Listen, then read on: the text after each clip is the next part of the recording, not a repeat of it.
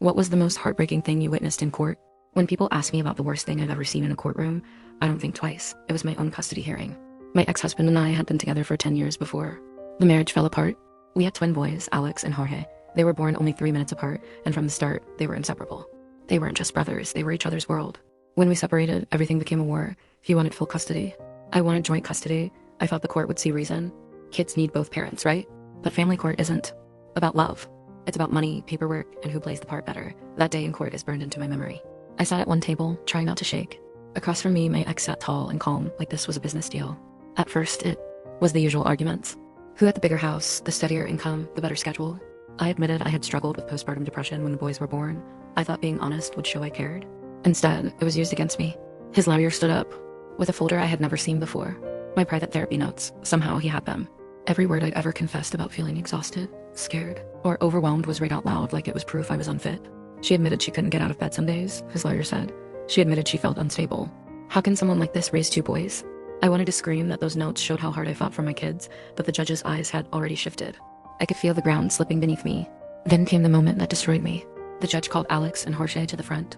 My 7-year-olds walked up hand in hand, their little suits wrinkled, shoes squeaking on the floor. They looked so small standing in front of that tall wooden bench. The judge leaned down and asked the question no child should ever hear. Which parent do you want to live with? The boys froze. Jorge looked at Alex. Alex's eyes filled with tears.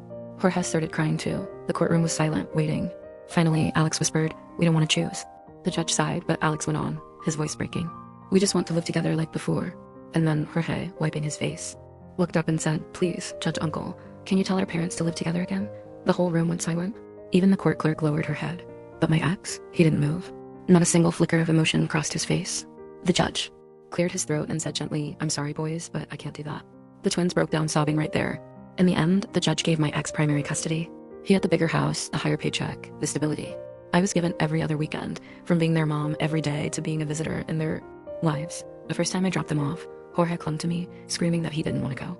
Alex whispered, "It's okay, Mommy. I'll take care of him." My 7-year-old promising to protect his brother. Years went by like that. Me living on scraps of time. School breaks, summer weeks, every other weekend. I told myself at least they were safe. At least they had each other.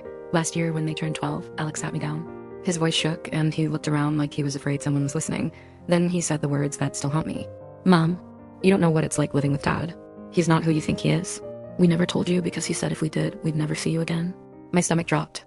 I asked him what he meant, but Alex just shook his head and started crying. Jorge sat next to him, staring at the floor, silent. Neither of them would say more. Now I look at my boys and wonder what secrets they've been forced to carry. What happened in that house that they're too afraid to tell me?